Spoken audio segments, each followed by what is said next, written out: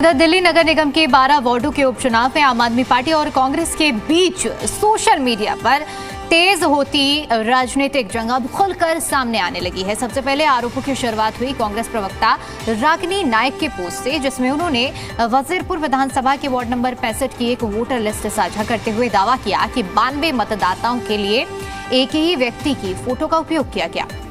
उन्होंने इसे वोट चोरी और वोटर लिस्ट कैप्चरिंग बताते हुए चुनाव आयोग और बीजेपी पर गंभीर सवाल खड़े किए। दिल्ली में 12 वार्ड यानी कि नगर निगम की 12 सीटों पर उपचुनाव है और ये हमारी वजीरपुर विधानसभा के मतदान केंद्र संख्या 7 की वोटर लिस्ट है। और इसमें कमाल की बात यह है कि एक ही व्यक्ति की फोटो 92 बार इस्तेमाल की गई है एक ही पोलिंग बूथ पे। यानी कि राहुल जी जो वोट चोरी की बात करते हैं वो केवल लोकसभा चुनाव तक सीमित नहीं है, वो केवल विधानसभा चुनाव तक सीमित नहीं है। अब उसको आप निगम में भी देखिए क्या धांधली चल रही है। ये एक व्यक्ति की फोटो है जिसका नाम लिखा है राम दुलारे, उम्र लिखी है 87 साल। फिर वही व्यक्ति आ जाता है, उसका नाम है राम आगरे, उम्र है 24 साल। फिर वही व्यक्ति आ जाता है थोड़ी देर बाद, अब इसका नाम है बेचनी देवी, उम्र है 90 साल। देखते जाइए, कमाल देखते जाइए। अब यहाँ पर नाम है कैलाश, उम्र है 49 साल। फिर नाम आ गया है तिलक राज, 49 साल।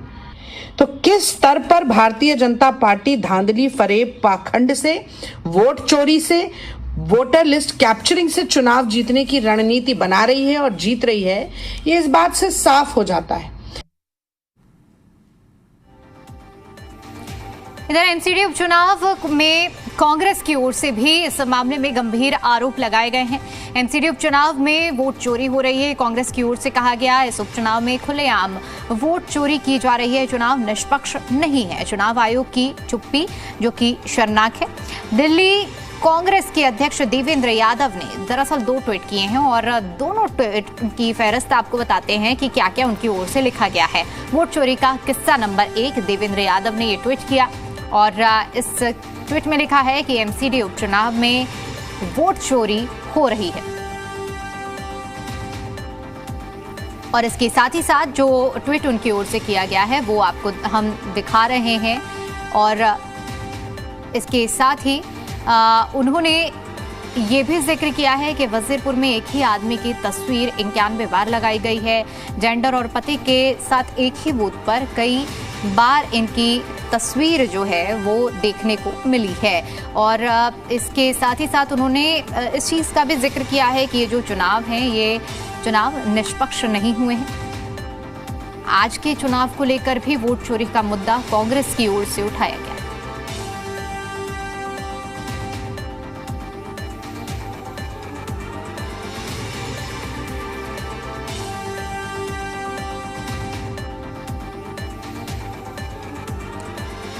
और चलिए अब इसी मुद्दे पर विस्तार से चर्चा करते हैं। चर्चा करने के लिए हमारे साथ मेहमानों का एक खास पैनल जुड़ चुका है जिनसे मैं आपका परिचय करा देती हूं। ममता त्यागी जी हमारे साथ जुड़ चुकी हैं, प्रवक्ता हैं भारतीय जनता पार्टी से। राम गुप्ता जी हमारे साथ जुड़ चुके हैं, प्रवक्ता हैं आम आदमी पार्टी से। और आदिश भारद्वाज जी हमारे साथ जुड़ चुके हैं, प्रवक्ता हैं कांग्रेस, नेता हैं माफ कीजिएगा कांग्रेस पार्टी से। शुरुआत में आदेश भी आपके साथ ही करना चाहूंगी। कांग्रेस की ओर से लगातार देखिए जिस तरह से चाहे हम किसी भी स्तर पर जो चुनाव हो रहे हैं उसको लेकर वोट चोरी का मुद्दा उठाया जा रहा है, लेकिन आज जब एमसीडी के चुनाव हुए तब एक बार फिर से आपने वोट चोरी का आरोप लगाया।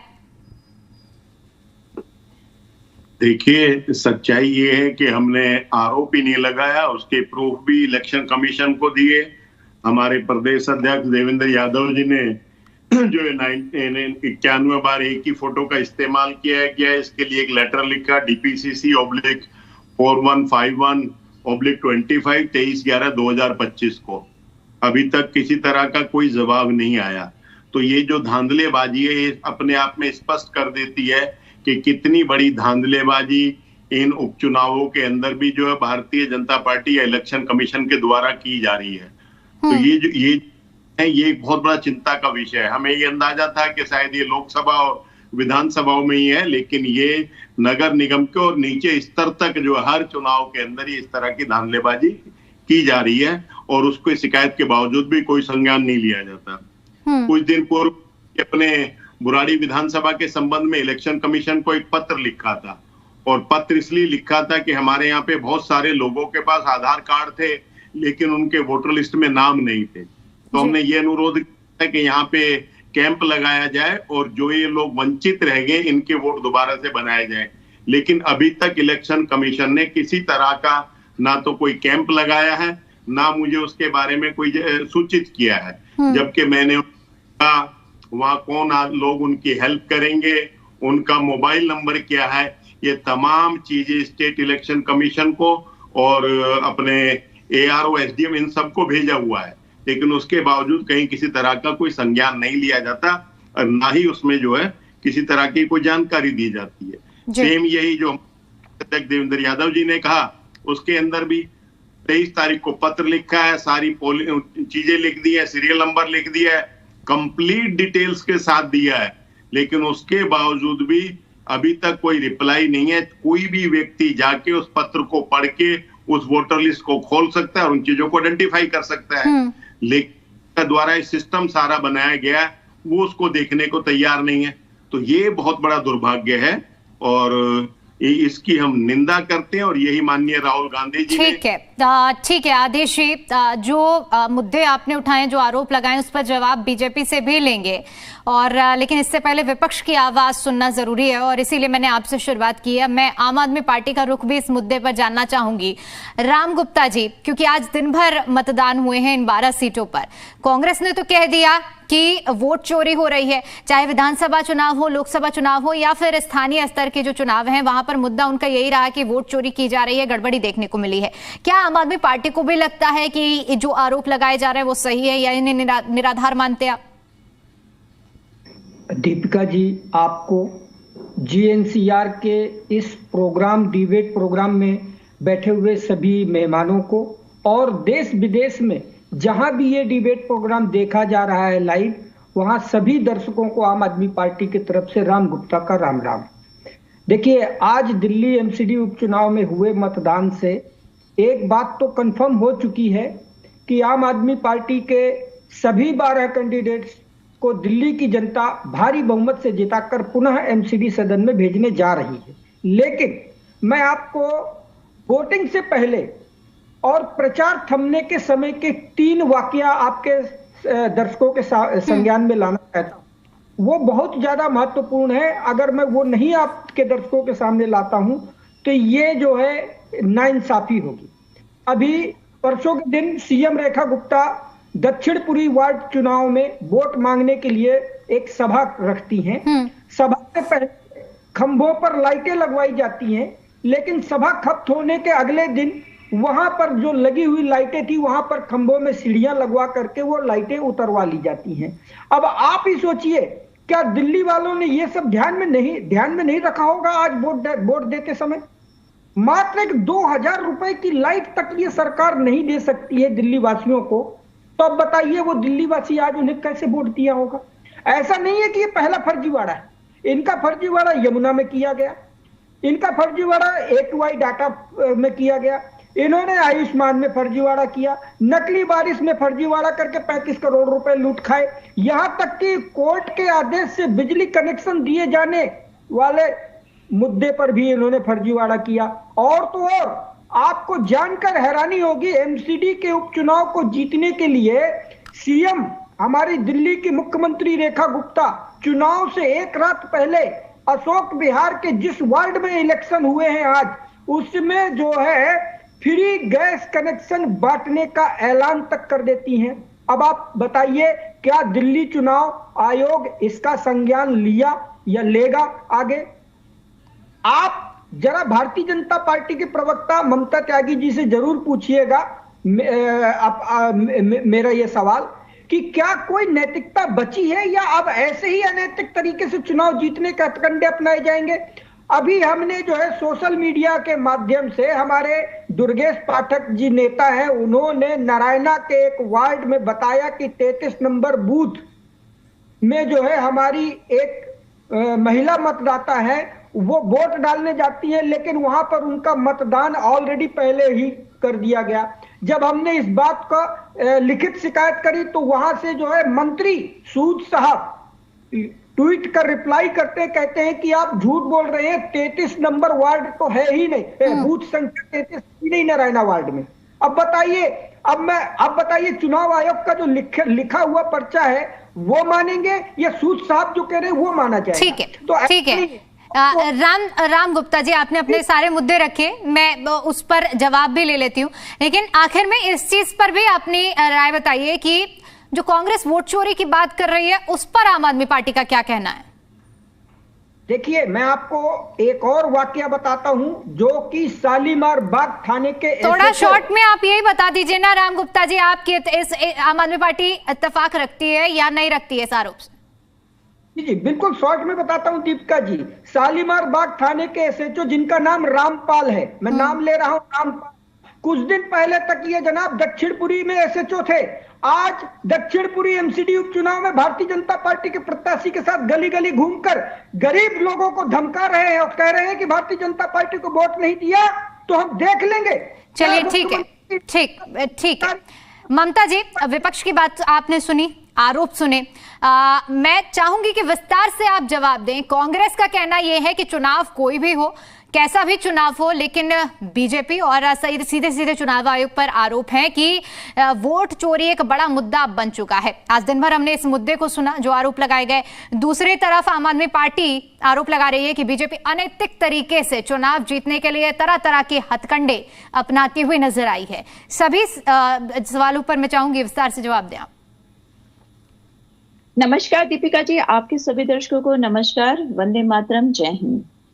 अपनी बात को आरंभ करने से पहले हम कांग्रेस पार्टी की बात कर लेते हैं, क्योंकि आपने आज स्पेशली मुझसे बोला कि मुझे विस्तार से बताना है, तो मैं विस्तार से ही बताऊंगी। कांग्रेस पार्टी देश की सबसे बड़ी अलोकतांत्रिक पार्टी, जो एक परिवार की राजनीति के इर्द गिर्द घूमती है, वो उसका मोडस ऑपरेंडी कुछ ऐसा है कि बोए पेड़ बबूल के तो आम कहां से पाए। मतलब अभी 10 महीने नहीं गुजरे, विधानसभा चुनाव हुए। अभी जैसे हमारे साथी प्रवक्ता आदिश श्रीवास्तव जी कह रहे थे, हर चुनाव से पहले एक वोटर लिस्ट अपडेट की जाती है और उसके बारे में नोटिफिकेशन भी जारी होता है। तो शायद इन लोगों को उस समय चीजें नहीं याद आती, इन्हें जब याद आती है वो उस समय तब याद आती है जब इन्हें ये लगने लगता है, राहुल गांधी, कांग्रेस पार्टी और इनके सभी नेताओं को, कि अब हम चुनाव हारने वाले हैं, तो अब झूठे नैरेटिव्स कैसे बनाएं, क्योंकि इनकी लाइफलाइन हो गई है अब झूठे नैरेटिव। क्योंकि उसके बहाने ये कम से कम सांसें अर्जित करने की कोशिश करते हैं। जो पार्टी दिल्ली में 6 बार शून्य पर सिमट के रह गई हो, जनता ने जिसे पूरी तरह से नकार दिया हो, वो पार्टी आज अब चुनाव में हारने की इंपैरेटिव हालत देखती है और बात करती है वोट चोरी की, तो बहुत ही हास्यास्पद लगता है। क्योंकि वो थ्रू प्रॉपर चैनल ना तो कभी राहुल गांधी जाना चाहते, ना जनता का। ममता जी, अगर विस्तार में जवाब मांगा है तो आप उन आरोपों पर जवाब दीजिए। मैंने विस्तार से इसलिए कहा था, जहां 91 बार तस्वीर दिखाई गई है उस आरोप पर जवाब दीजिए। अनैतिक तरीके से चुनाव लड़ने की बात हो रही है, उस पर जवाब दीजिए। किसी भी पार्टी का विश्लेषण मत करिए प्लीज। चलिए दीपिका जी, आपकी बात पर भी आ जाती हूँ। जो ये 91 बार फोटो दिखाने की कोशिश कर रहे हैं, जब इस व्यक्ति को, मानती मैं फोटो में हो सकता है चुनाव आयोग की तरफ से कोई गड़बड़ हो या कोई भी शिकायत हो, तो कोर्ट जाइए, बात को फॉलो करिए, लेकिन सिर्फ हंगामा खड़ा करके माहौल क्रिएट करने की कोशिश मत करिए, अपना फेस सेव करने की कोशिश नहीं करिए। आप इन दोनों चीजों को मैं क्यों ले जाना चाह रही हूँ एक साथ, राहुल गांधी के कॉन्फ्रेंस और रागनी जी का जो अभी स्टेटमेंट है, आप दोनों को चीजों को रिलेट कर लीजिए। राहुल गांधी जी भी जब अपना वोट चोरी का सो कॉल्ड हाइड्रोजन फुस पंप फोड़ते हैं, और जब उनसे पत्रकार पूछता है कि क्या जब आपके पास में सारे सबूत ब्लैक एंड व्हाइट में हैं, आप अपनी चीजों के लिए इतना फुल प्रूफ एविडेंस रखते हैं, तो आप कोर्ट क्यों नहीं जाते, जनता के साथ क्यों नहीं खड़े होते? तो उनका जवाब रागनी जी के जवाब के साथ नहीं जोड़ लीजिएगा। क्यों? उन्होंने कहा कि मैं सिर्फ बात करके चला जाऊंगा, मैं सिर्फ हंगामा मचाकर चला जाऊंगा, मेरा कोई मकसद नहीं है जनता के लिए वास्तविक लड़ाई लड़ने का। और कांग्रेस की सबसे बड़ी दिक्कत आज के समय में यही हो गई है, वो शिकायत तो करती है लेकिन उस शिकायत को आगे फॉलो नहीं करती, सिर्फ उसको वहीं के वहीं छोड़ देती है। क्यों नहीं फॉलो करती, मैं यहाँ पर भी जाना चाहूंगी। क्यों? कि हो सकता है फोटो गलत हो, लेकिन जब चीजों को बाकी चीजों पर टैली किया जाए तो शायद वो ठीक निकले। लेकिन मैं फिर भी कहूंगी कि अगर आपको कोई भी दिक्कत है चुनाव आयोग से, कोई भी परेशानी है, तो थ्रू प्रॉपर चैनल जाइए, बात करिए, उस चीज को फॉलो करिए, उसको बीच में सिर्फ हंगामा मचाकर नहीं छोड़िए। अब आम आदमी पार्टी पर भी जाना चाहूंगी।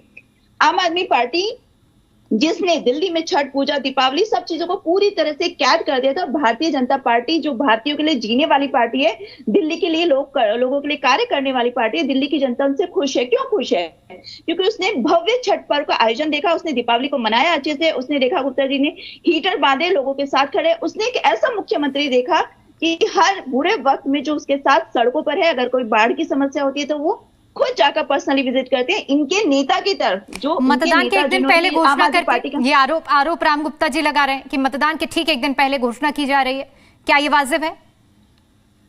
दीपिका जी, आपको कोई भी परेशानी है तो मेरे हिसाब से अगर आपको ऐसा लगता है कि नियमों को ताक पर रखा गया कुछ भी, तो आप उसका शिकायत प्रूव कर दीजिए, लेकिन झूठे मनगढ़ंत आरोप मत लगाइए। उनके प्रूफ के साथ में उनको एविडेंस को प्रोड्यूस कर दीजिए। चुनाव आयोग अपने आप काम करेगा, लेकिन प्रॉब्लम क्या समझने की कोशिश करिए। प्रॉब्लम है कि दोनों लोग राम जी आपके पास आती हूं, पहले बात पूरी आगे बढ़ते हैं।